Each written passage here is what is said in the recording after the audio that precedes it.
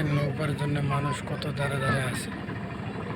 এই নাওটা এই যে কাঠের ব্রিজটার এখানে দাঁড়াবে, তাহলে এই সব মানুষগুলা যাবে এই নাওয়ার মধ্যে গিয়ে। ওই যে একটি ঘর দেখা যায়, ওই ঘরের মধ্যে যা নামবে। দেখেন নাম আসতেছে, ধৈর্য ধরে দেখতে থাকেন। অল্প কিছুক্ষণের মধ্যে নাও থামবে, আপনারা দেখতে পারবেন।